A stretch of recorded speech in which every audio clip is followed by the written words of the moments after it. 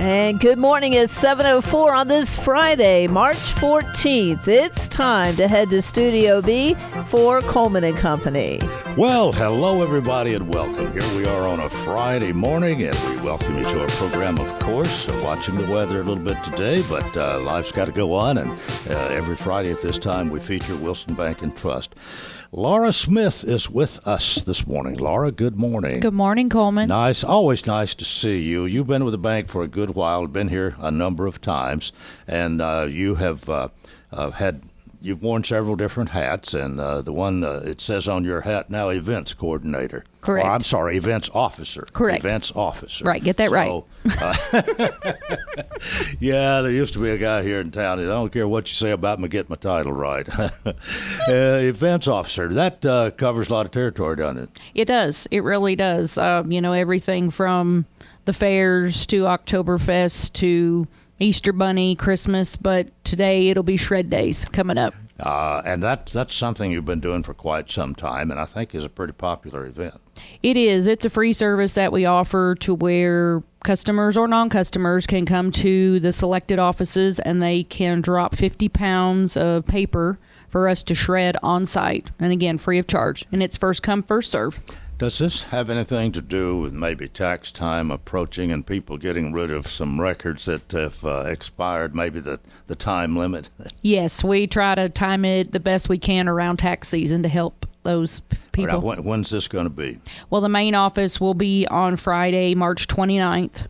It's from 9 a.m. to 11 a.m. Now that's 2 weeks from tomorrow. 2 weeks, yeah. Yes. Then we'll move over into Mount Juliet on April 5th. We will go to Cookeville and our Highway 96 office, which is in Murfreesboro, on April 12th. Then we'll skip Easter weekend, and then we will go over to Hermitage on the 26th of April. So everybody, now I guess you're supposed to be a customer of Wilson Bank and Trust? No. No? No. Or well, at least you don't have to be. Right, you don't have to be, and then we do offer a little rack card to everybody so that we could maybe get some customers from that. But again, it's a good free service, give back to the community, and it's always very busy. So if you want to come, I say come early. Well, we do hear from time to time about identity being stolen, information being stolen, and a person should be careful about what if they recycle paper. There's some things, some paper with personal information that just really you don't wind up in somebody else's hands. So shred it. Exactly. So what you will do is you will pull up to the truck. And outside the truck, there's a great big bin. It looks like a garbage can bin. And you put your items in there, and then the truck takes that and dumps it into the back of the truck, and it shreds it right there while you're there. Really? So, yes, It's all on site.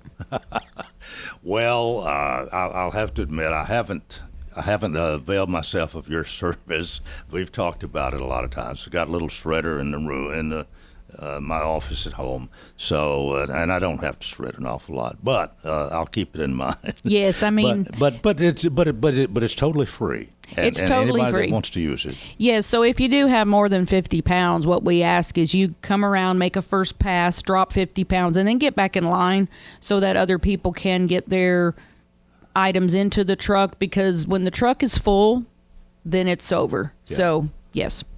Well, again, you're doing this in several locations here in the next few weeks, and the first one is 2 weeks from tomorrow. Yes. At the main office. At the main office. And what are the hours again? 9 a.m. to 11 a.m. Okay, so you've got a 2-hour window. Got a 2-hour window, yes. Well, anything else on your mind this morning? No doubt you stay busy, and there are a lot of events that come under the heading of Wilson Bank and Trust. Yes, no, we're good. We're just getting ready for the year. It's already March, and almost the end of March, really. Well, the biggest thing, I guess, looming ahead for me, if I look over at the calendar there, is just what 3 or 4 or 5 more days till it says officially it's spring. Correct. We're getting there. And with the weather forecast this morning of some strong winds today, it kind of reminds you of spring weather. I guess that's one of the things that comes with spring is some windy weather. But when it gets warm and stays warm, some of us will be a little happier. Oh, yes. We got another minute here. You've been with the bank some time. It is a great place to work, isn't it? It is 17 years. I moved here 18 years ago, and Wilson Bank was the first and only place that I applied for my job. And they took me in and accepted me just like this was supposed to be my home.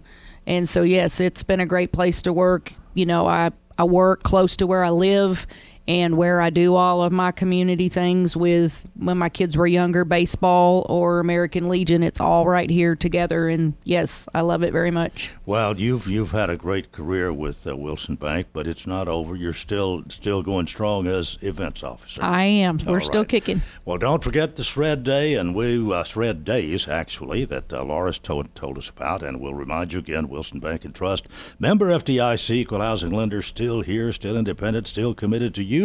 Excellence in banking since 1987. Laura, thank you. Good to see you. Thanks, Coleman. You too. All right, 10 minutes after the hour. It is a Friday. Fridays at this time, it's our Friday Senate report, and here's the man, Senator Mark Bodie. Good morning, Coleman. What a great day to be alive. Oh, every Friday is a great Friday. It's a fantastic day. That's what it is. It is. It is. And you know, Coleman, for a long time, I did not realize, and I think a lot of people didn't realize, but every single time you're using a day, you use an adjective to go with that day, like Friday's fabulous or fantastic or whatever, and Monday's marvelous and How about magnificent? magnificent. I mean, you've got your words that go right with the day, so that's awesome. Well, thank you very much. Thank you for noticing. I guess it's been another interesting week on Capitol Hill. It has. And Coleman, we are well over halfway done, and our committees are going to be starting to close down. So final notices are starting to go out. It's been very, very busy. Some of the committees that I've been in, they just go for hours and hours. You know, I've been down there for some of these days now that have been like 13, 14-hour days down there. So it's been full days, long days, and we're working our way through getting this done. Any controversy this week you want to get into, or you want to wait till after the break? Well, let me tell you some good stuff that happened this week. So we had the delegation from Israel come down. And so Anat is... she is actually the Southeastern Consulate for Israel, and she came up, and I got to spend some time with the General Consulate. And Tennessee is a very strong Israel supporter. We did a resolution to honor Israel and honor her, and we had her on the floor, so that went very well. We had met with the Jewish community afterwards, and we hosted them on Monday evening, and she got to meet with the governor. It was a impressive time that Tennessee is actually reaching out to Israel. This is a time, you know, of course, we don't do international policies, but they do a lot of trade with Tennessee, and we want to promote any kind of trade that we can between Israel and Tennessee. So it was, I think it was, must have been pretty positive all the way around. Absolutely. Yeah. There was nobody, no protesters, no anything like that. But anything that we can do for Tennessee that we can help in their defense, we try and do, and we try and facilitate that. And there are companies and products that we can use, they can use here and ship them over there. Some of the things that they can actually do is buy marketing rights, and they build them over there, but they're from Tennessee companies. So that's anything we can do that way. We want to be very helpful along that line. Now, this week, in fact, on Monday, I'm going to be in the Senate Ways and Finance committees, and we'll be meeting a lot more during the week. But I'll be doing a resolution. It's going to be SJR number 2, and that's going to be specifically for Israel. And we've done this for years, almost every year since I've been up there. We've always tried to do something saying that Tennessee supports Israel. Which, if nothing else, sends a nice message that they surely become aware of this. Absolutely. We did something like this right after the Hamas, and it's been it's going on 600 days now. And so when they invaded Israel, when we came back that January, they invaded, of course, in October. We came back in January, and they immediately did something. We got calls from Israel and thanking us and saying that they really appreciated the fact that states like ours were actually going out of our way to stand up for Israel. And so they noticed us, and we've actually had a really good relationship with here in Tennessee, not just as a nation, but here in Tennessee with Israel. Well, having something like this and a representative of that stature to come, it creates some bonds, some pleasantness, no doubt, and then here again, helping promote Tennessee to Israel and vice versa. Yeah, absolutely. And there will be. It is economically good for us because they do buy products from us and such, and we want to help them. And anything we can do that way to promote that trade, we want to do. Okay, Senator, let's take our break right here. Senator Mark Pody, our Friday Senate Report, right here on Coleman & Company, FM 98.9. Let's see what's happening on the roadways. Thanks to Bates Ford, low price tire guarantee on all tires every day. Up to 30 days after the sale, there'll be any competitor's pricing on the tires they sell. 1780 Franklin Road. Now at traffic, here's Chuck. Good morning. Still trying to clean up a couple of wrecks we had out here earlier. Traffic volume has been really light this week. A lot of kids out of school. Traffic still moving right now through Brentwood, Franklin. It's trying to build there through Williamson County on 65 going northbound. It has picked up 24 east at Whites Creek Pike through the Jolton area. Watching it build now on I-40 in through Bellevue. All that traffic coming in from Kingston Springs, Dixon County on I-40 going eastbound all the way into West Nashville. Whether you need a new roof repair, roof inspection, call Independent Roofing Specialists today. Check out irsroofs.com. I'm Commander Chuck with your on-time traffic. Have you ever desired to live in a stately historical home in the Lebanon Historical District? If so, now you have the opportunity. This is Lou Ann Snyder of A.G. & Johnson Realty, and along with Ed James, we have a large 2-story home listed in the Cumberland University Historic District. It features a brand new roof plus a new HVAC system. Call Ed or myself, Lou Ann, at 615-444-0909 to schedule a tour. Gregory Dental Group in Lebanon is in a new location, 1746 West Main in Lebanon, across from Sports Village. Gregory Dental Group offers cosmetic procedures, dental implant services, and digital dentures. Premium dentures in just 2 appointments. Hi, I'm Dr. Derek Gregory. In my office, you can count on a compassionate staff who will truly listen to you, take the time to get to know you, and discuss your personal needs. No insurance? No problem. Call about the discount plan. Gregory Dental Group, 444-0322. We continue here on this Friday morning. Thank you for joining us, Senator Mark Pody, our Friday Senate. Let's pick up what's next. So one of the communities I serve on is the Energy and Ag Committee, and this is a great committee for me. We are in our, I won't say final calendar, but really close to it. If we don't close that committee down this week, it'll probably be the next week. We got 48 bills that are still scheduled to be heard this week, and 48 bills is a lot to be heard in an hour. It doesn't give us enough time to actually debate, or whether it go an hour, 2 hours, whatever. We need more time. But I've actually got 3 bills up in this committee, and I want to kind of touch base with them a little bit because it's going to talk just a little bit about some of the things that we're doing. One of the bills has to do with agriculture and farmers. Now, we've got a really good agricultural governor.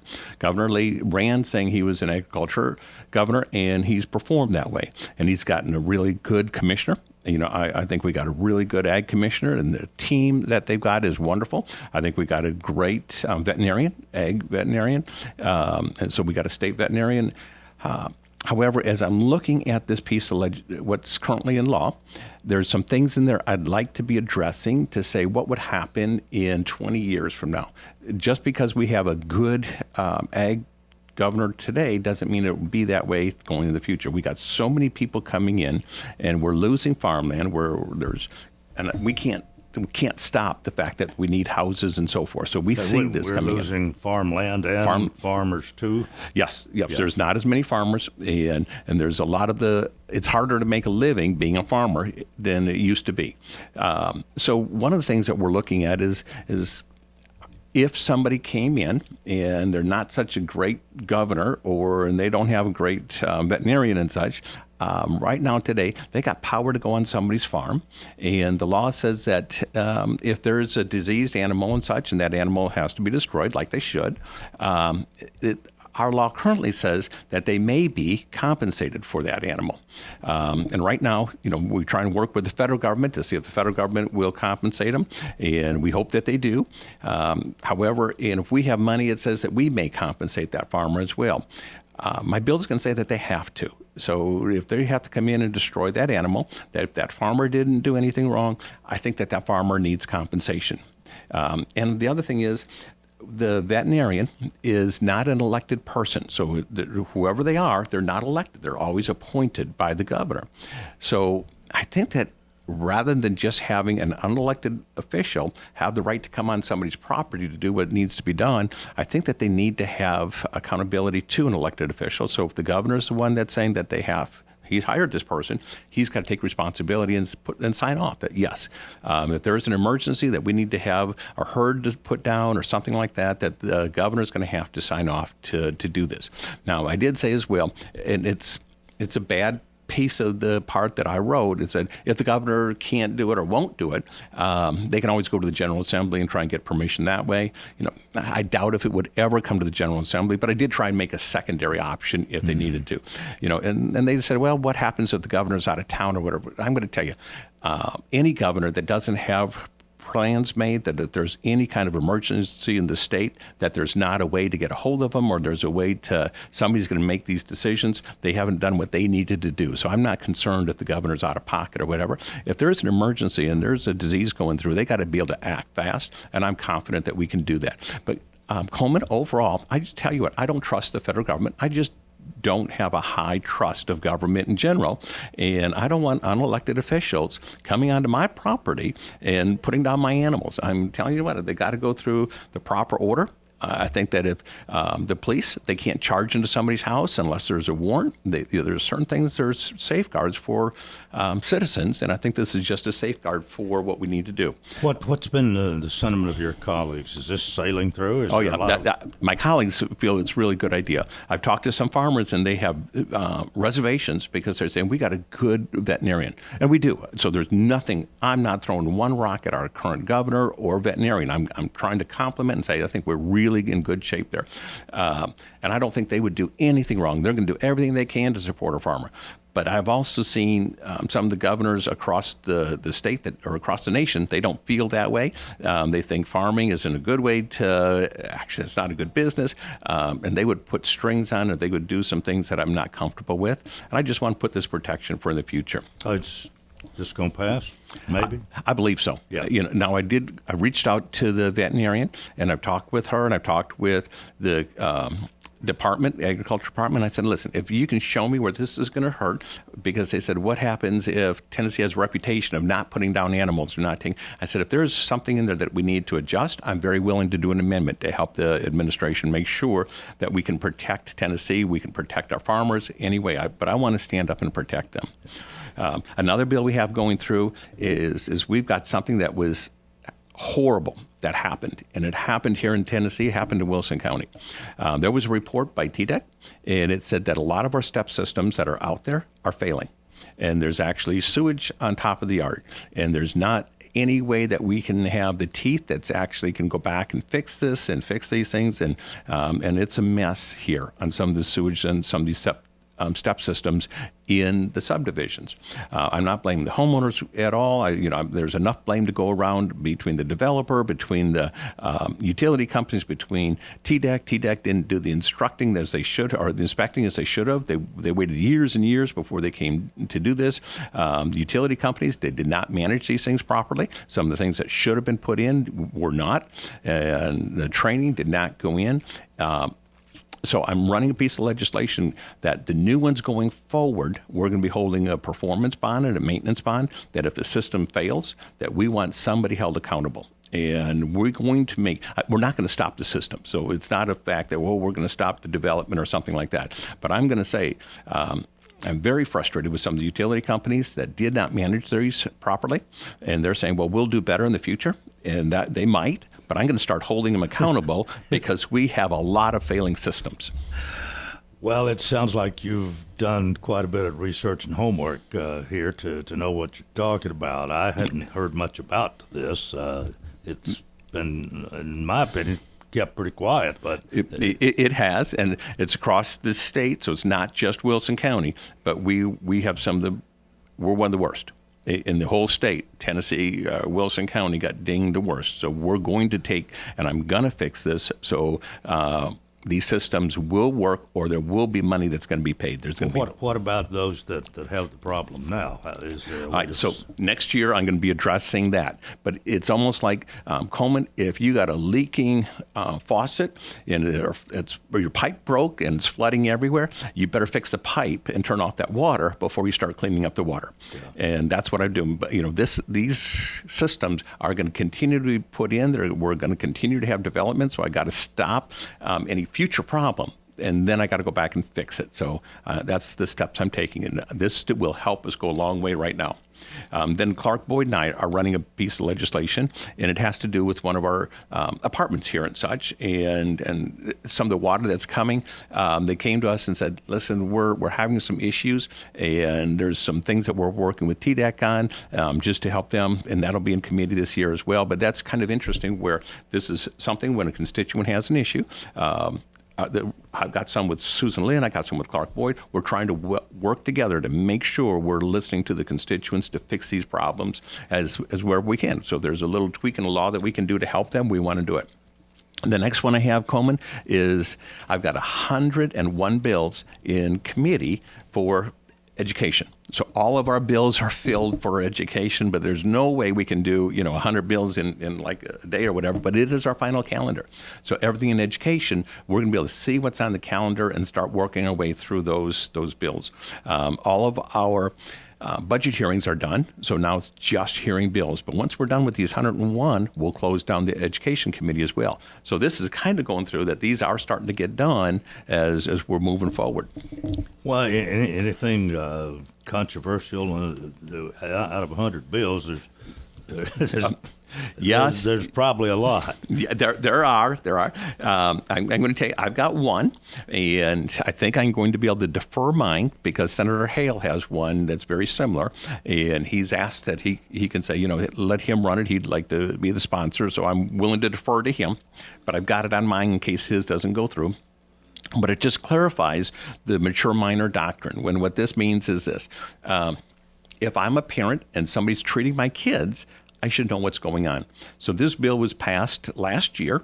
However, some of the nurses in some of our local schools had said, we're uncomfortable saying, what happens if a child fell down in the playground and they got a scrape? Am I allowed to put a Band-Aid on? Am I allowed to give a child an aspirin? So we're cleaning it up to say, listen, for minor things like that, of course, emergencies, of course you can do whatever treatment.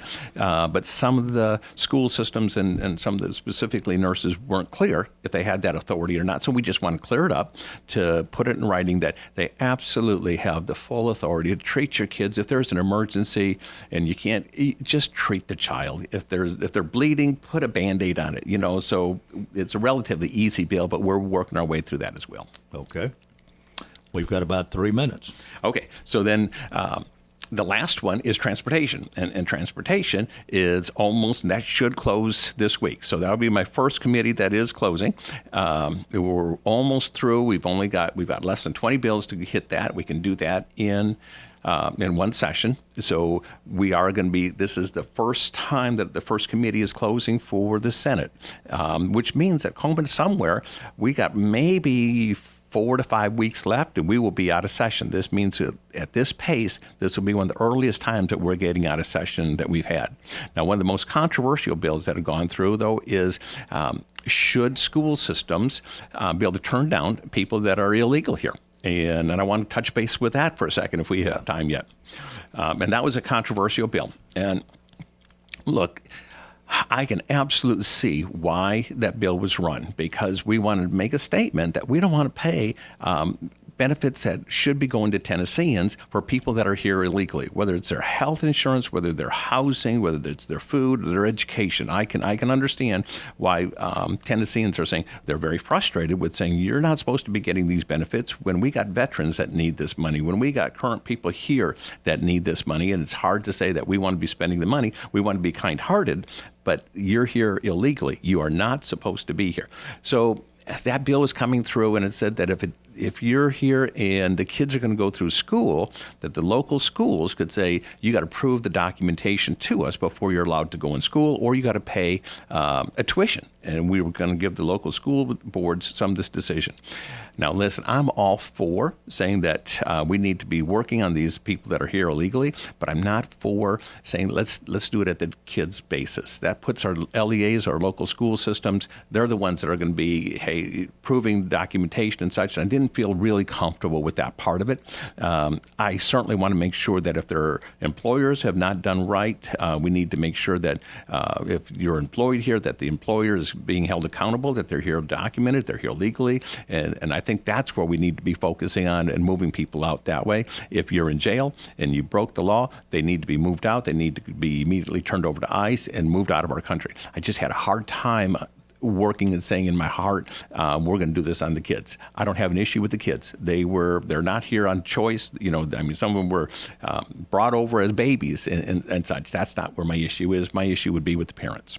Well, where's the status of this? Has it passed? Or It's passed. It has passed. Now, it's going through the House right now, and once it gets to the House, it'll be into the governor's to see. And I don't know what the governor's stance on this, whether he'll sign it or not. But I will tell you, as soon as it is passed, and if the governor signs it, it's going to be immediately challenged in court. There's a zero question in my mind that it's going to go to court. There was a Supreme Court ruling, and that came back a few years ago, and it said that the government has the obligation to educate all children, whether they're here legally or not. However, in that court case, we know that that was a 5-4 split decision. It was razor tight.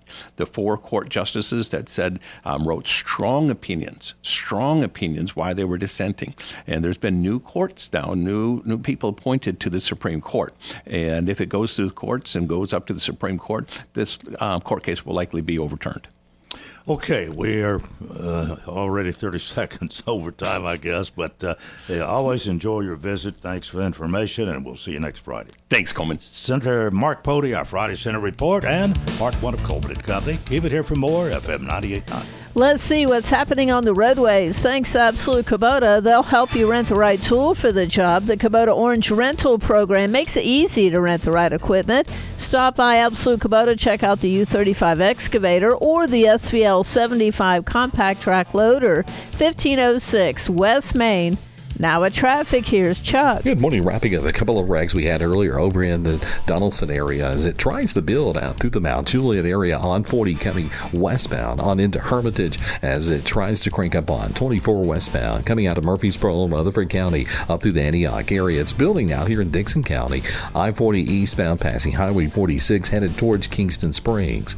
Hey, when you need dependable towing here in Middle Tennessee, call STR Towing and Recovery. Check them out, strtow.com. I'm Commander Chuck. You're on time traffic.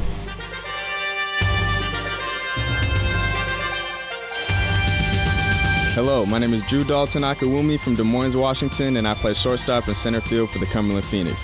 We have a huge weekend ahead of us as we open up Mid-South Conference play on the weekend at Lindsey Wilson. Hear all the action on these radio stations at GoCumberlandAthletics.com. Check out the CU website for game times. You won't want to miss a pitch. Go Phoenix.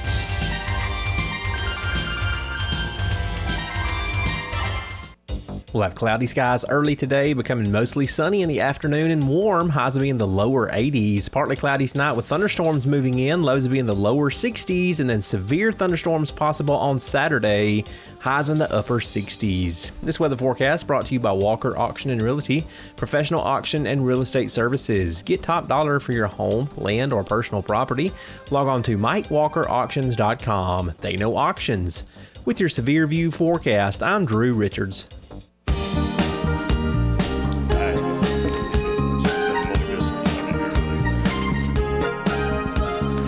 And we welcome you to part 2 of Coleman and Company. It's a Friday and time for us to feature the C&D team of Exit Rocky Top Realty. We're down to one member today, but Medina Hemantola, good morning. Good morning, Coleman. Nice to see you as always. I hope everything's fine. Yes, going good, going great. It's a wonderful season to buy or sell a house. Yeah, well, Miss Judy, your mother is not with us this morning, so we don't get our lecture from her, which we always appreciate. Now, you may have one, I don't know, but let me say this that I always do. C&D team, Exit Rocky Top Realty, 1330 West Main and Lebanon. Great people, great service, people you can trust. There you go. All right. There you go. Yeah, I'll leave the lectures to her because I enjoy listening to her myself. We can all learn. We can all learn from Miss Judy, and we do nearly every Friday. Yeah. Yes, we receive phone calls after the show, after we're on here, and if she gives a lecture, then people will call or text us and say, "I didn't know that," or "That was really good to hear," or "I never thought about that." Mm-hmm. So it's really good. But this, it's a great time to put your house on the market or sell your property if that's what you're wanting to do. This weekend was booming. I think the real estate, all realtors were busy this weekend. So it's starting to pick up. The weather really helps. The sunshine, people get out of their house and start looking and decide, I really don't want to mow this big yard anymore. I want to downsize, or we need to upsize to a bigger yard. Either way. So it's a great time this weekend. We were very busy. We had 6 contracts coming through this weekend on a lot of our listings. So we're wanting more listings because they're slowly moving from us, and so we're needing some more. But I did want to talk about one of our listings in Gallatin. It's in Kennesaw Farms in Gallatin, a very nice subdivision with a fitness center and in-ground pool and the clubhouse. And this house is almost 2,500 square feet. It's 2-story, and it's 3-bedroom and 3-bath, brick and stone mix with a 2-car garage. And it's beautifully decorated. The primary is on the bottom floor, plus another bedroom, and the other 2 were upstairs. And it has an office. It has an island that you wouldn't believe. It's a 68 feet by 87 feet island. Oh. So it is big. And you don't need another table to eat at unless you just want one. But it's a beautiful kitchen. It's open. The living room and the kitchen and the dining room are all combination to where if you have friends or family over and gathering, you can move smoothly throughout the house. Has a covered back porch. So give us a call on that one if you're interested in Gallatin or Kennesaw Farms. Like I said, it's a wonderful subdivision. This house is only 5 years old, and it's listed at $529,900.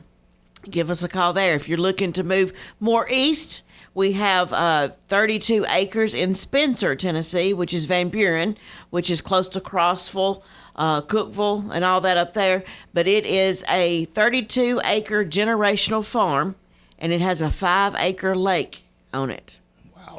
And the lake is beautiful. The property is nice. The house, there is a house there. It was the family home, and it's not livable. So it can be pushed down. I don't think you can repair that house at all, but I wouldn't even try. It'd be easier just to push it down. But anyway, that overlooks the 5-acre lake, and it's a beautiful setting. And if you want privacy, that's a great place for you to be because it's also got a cell tower on it that has residuals per month. So you never run out of cell service. You're always there, even though you're out in the private area and you're kind of on the outskirts, you always have cell service. Yeah. So give us a call on that one. That one is listed at 1.4. So give us a call there. If you're looking for townhouse, we have townhouse in 5 Oaks. We also have a townhouse in Cedar Station here in Lebanon. So give us a call there. We had some other townhomes, and those are under contract. We've had some other single living homes, and those are under contract. So the ones that have been sitting for a while because of the weather and Thanksgiving and Christmas and the snow and all that, now they're gone. Yeah. Because everybody is getting out and looking at the houses and weather and sunshine and everything. So we're looking for more properties to list. So if you're interested, give us a call. We'd love to come out and talk to you about it, give you a market value of what your house would sell for, we think, based on the comps that day when we do that. So give us a call. You would be working with 2 Realtors of the Year. So 2 for the price of 1. So give us a call, and we'd be glad to help you. Oh, Medina, you have a way of expressing yourself. There you go. Oh, well, 615-443-3130. That's the number, 443-3130. That's it. And you can get Medina or whomever else of the C&D team. That's it. And as you usually say as you make your way out the door, I guess it's about time for you to say, remember, don't make a move without us. thank you so much. See you next Friday. Thank you. Medina Hemantola, C&D team, Exit Rocky Top Realty. We're 21 and a half before the hour, and I've got really 2 special friends who are my guests this morning. That ought to get your attention. We're going to be talking about the Wilson County Ag Hall of Fame this morning. And with me, Diane Major. Diane, good morning. Good morning. And Keith Harrison. Keith. Good morning, Coleman. Well, it is good to see you both. You don't have your UT cap on. Just your shirt and jacket. 2 out of 3 ain't bad. 2 out of 3 is not bad, you know. Who y'all play today, right? Well, I believe it's tomorrow. You know, those better teams play towards the end of the week in the SEC basketball tournament, you know. Okay. Who's it going to be? Do you even know? Well, I think it could be Florida. It could be somebody else. Just kind of depends on some things happen today. Oh, okay. All right. Well, the winner of whoever. All right. Well, okay, that's enough of that. The Ag Hall of Fame has begun several years ago. A number of people have been inducted, and it's getting that time, and that's what we're going to be talking about this morning, and about those who will be inducted. And it's always a wonderful evening, and hopefully you'll have a full house. And I think both of you, and I've talked to you more, Keith, than I have Diane, you are really very excited about this particular edition. You know, we've had great folks that we've had the opportunity to induct into the Hall of Fame over for the last 17 years that we've done this. But our 18th class is really, really special to have the chance to recognize Stratton Bone, Ruth Carell, Debbie Joins, and Quentin and Vicki Smith for their contributions. It's just something that's been needed to been done for a long time, and it's going to be a blessed opportunity to do so. Well, Diane, I know you appreciate the opportunity and the people who are going to be inducted as well. I most certainly do. You staying as busy as you've been for a long time? Maybe not quite as busy. I've retired from the office down there at the Soil Conservation Office, so I'm just pretty well doing. Did you have fun a retirement party? I did. Well, I must have missed that. Well, I'm sorry. I am too. I'm sorry. How long ago was that? 2 years. Has it been that long? Almost. Well, that one Almost. just escaped me, I guess. But anyway, we're glad to have you with us today. And I know that this Ag Hall of Fame is something that is near and dear to your heart as well as Keith and the others on the committee. But you two kind of head this up, and we've had some wonderful people who have been inducted and some really fine ceremonies over the years. It's really a great evening. So tell us when this is coming up. April the 1st. All right. So you ought to be able to remember April Fool's Day. Yeah. It's always the first Tuesday in April. Mm-hmm. And this year it just happens to be April the 1st. All right, 6 o'clock is a meet and greet time to have a little hors d'oeuvres in the concourse out there and look at the displays and visit with everyone. And then at 6:30 we'll sit down for our dinner. And this is going to be where? At the Farm Bureau Expo Center. It's been there for quite some time. Yes. It's been anywhere else. I can't. Before it opened, we were in the East-West building. Okay. But it's always been at the Ag Center. Yes. Okay. All right. Well, you have a committee. You're 2 of the committee. How many members on your committee, Keith? Well, that's a good question. Let's kind of go through the list. We've got Jeffrey Turner, Neil Oakley, we've got Ben Powell, Lewis Fletcher, Isabel Hall, and our county extension leader Lucas Holman, along with Diane and I. So we've got a good group of folks from all across the county, farmers, agribusiness folks that really that understand agriculture in Wilson County. Well, I guess we can wait till after the break to kind of do a breakdown on the. Actually, there's it's 4 or 5 depending on how you look at it. But Quentin and Vicky Smith, the pair there, kind of make one, along with Debbie Jones, Ruth Carell, Strattonbone. We'll talk a little bit about each one of them and their contributions to agriculture. But as far as tickets go, they're on sale now, right? Yes, they are still on sale at the Neal Agricultural Building in the FSA NRCS side. They're $30 a piece, and our ticket sales are going very, very well. So if you're interested in coming, I suggest that you call in the next few days. All right. Well, you can call 444-1890, extension 3, it says right here. That's right. 615-444-1890, and extension 3, and again, $30. Well, you get a good meal. Let's talk about the meal for a minute here. Yeah, I'm an expert on that part of it, but we've utilized the hometown Jordan's Catering for many years, and they've done a fantastic job for us. And we have a great reception prior to the meal, and you get the opportunity to shake hands with the folks we're inducting. We'll have tables set up for them so that you can see kind of a little bit about their lives and their careers and that kind of thing. And it's just going to be a great night. Yeah, and I want to talk about the meal just a little bit. But I don't think I've ever had a meal from Jordan's Catering that was really bad.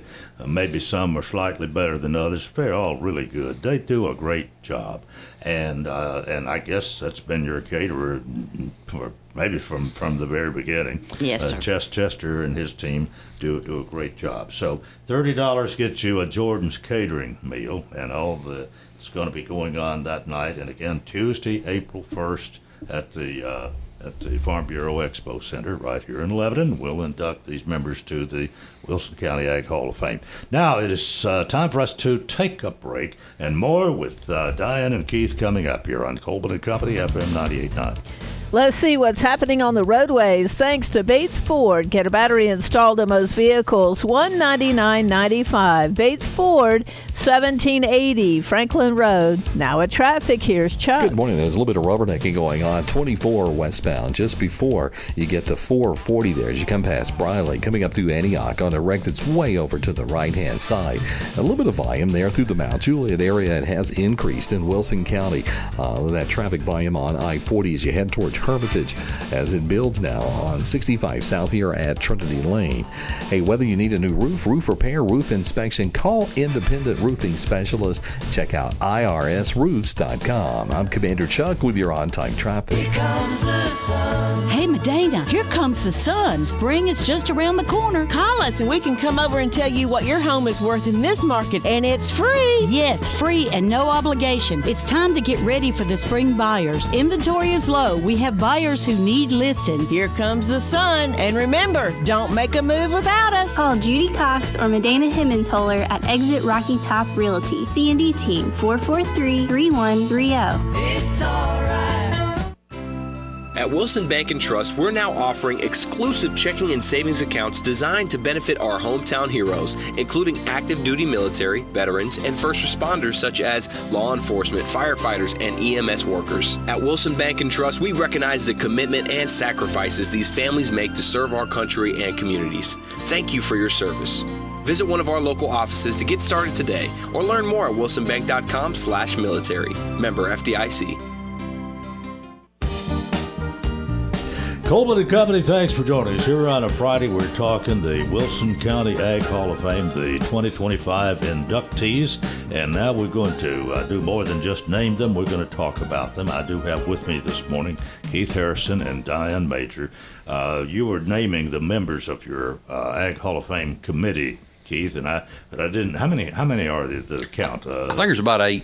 Okay, and you are 2 of 8 members, and these have been selected. You get input in your selection process. You have people that it may take them 2 or 3 years and remind you every year till finally they're the person they want honored actually gets attention and gets remembered because you haven't. I mean, it's not you don't just ask and get it. It's what, usually 4 or 5 or so each year? We do 4 or 5 each year. And what we do at the banquet, we have cards on all the tables for getting recommendations. And then on our website, folks can actually go to it.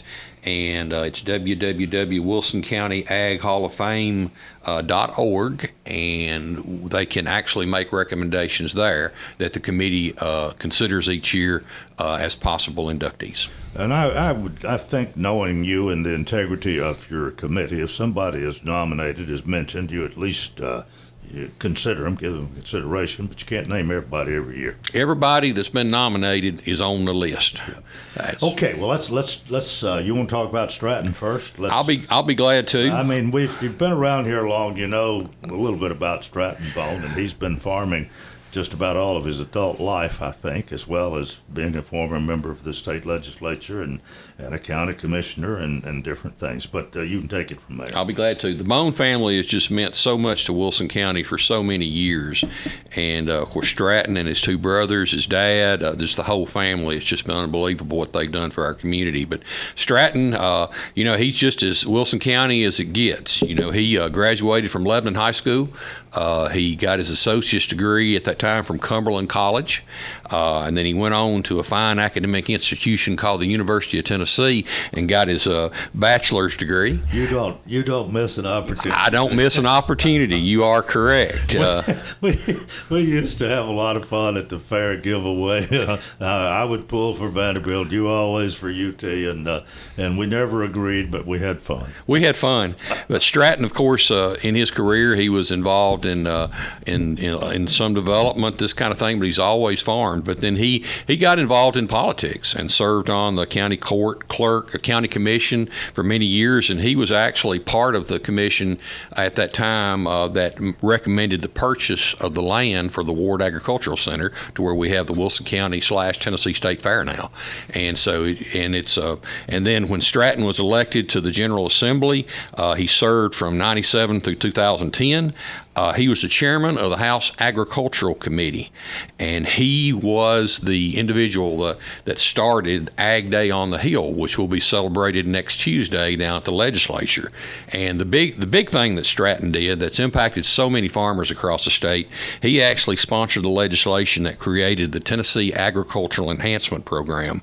It's provided over $289 million to farmers in all 95 counties to conduct over 92,000 projects for the purpose of making long-term investments in our farm and rural communities. So his impact statewide is just unbelievable. Well, he will be one of actually 4, and the one being a team, of course, as was said earlier. Okay, next on the list is Ruth Carell. Diane, you want to tell us about Miss Ruth? If we've been around here a while, we know Ruth Carell, too. Yes, we do. She has helped so many people in Wilson County. Ruth and her sister, Helen Cunningham, they grew up on a farm in the Greenvale Noreen community. Mm-hmm. It was diversified farm for back then. They had a dairy, they had beef cows, they had some crops. They were self-sufficient, and then they also sold some of their products to keep the farm growing. And Ruth always says she was so lucky to be able to grow up on a farm and live there. Later, she went to, and I have to put this plug in, to the great institution of Middle Tennessee State University. She received her bachelor's and also her master's there in agricultural and plant and soil science. And then she met Lanny Carell and married him, and he was in the United States Air Force. He was a decorated veteran there, and they started moving around. She was in Alabama and Georgia, I believe, North Carolina, and then the most interesting place that she was in was Guam, and she taught school in all those places. And then when Lanny retired, they came back to Wilson County, and not long after that, she was hired on at UT Extension under John Baker, and she started there, and she worked many programs there. Started with youth programs, and then later on moved to adult education programs. And I think she was the agent, the leader there prior to Lucas. Prior to Lucas, yeah. She was. Yeah, right. And so, but I did not know that she taught school, and I didn't know about the Guam experience. I know it. You always learn something. Yeah. And I've spent a lot of time with Ruth in the past years, and the most impressive thing about her is that she is always learning, is always wanting to learn.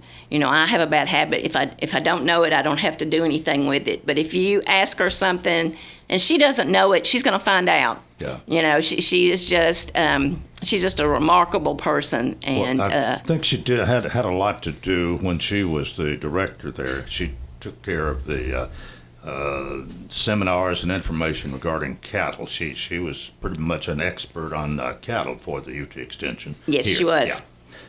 And of course was here with us every first Wednesday of the month. We feature the UT Extension, and she was here many times when she was the director. So another great addition to our Ag Hall of Fame. Well, the next one on the list is Debbie Joins, and Keith, you want to talk about Debbie? Yeah, she's a graduate of UT too, so I guess I better jump on that one, you know. But Debbie is she grew up and graduated and went to high school at DuPont High School. She went to Columbia State, and then she ended up at the UT Knoxville to getting her degree in agriculture, and then she's got a master's degree from UT Martin. She worked for years at the soil and forage testing laboratory for the University of Tennessee in Nashville and was the director of it. She married Jeff Joins, a longtime county commissioner and leader in agriculture and in Wilson County. And she's done so much since her retirement. I think she retired in 2016, if I'm not mistaken, but she's done so much to help and volunteer with 4-H, with horse judging, and she's volunteered and worked so much at the Wilson County Tennessee State Fair, and we just thought the time was right to honor Debbie. I was at Tennessee whenever Debbie was, and we knew each other from riding the bus from the main campus to the ag campus, and she's a delightful individual and one that I think is very deserving. Well, she and her husband have both done quite a bit for the county, and he's been a county commissioner, among other things. Yeah. Yeah. All right. That's 3 out of 4, and the last one we're going to talk about is the husband-wife team of Quentin and Vicki Smith.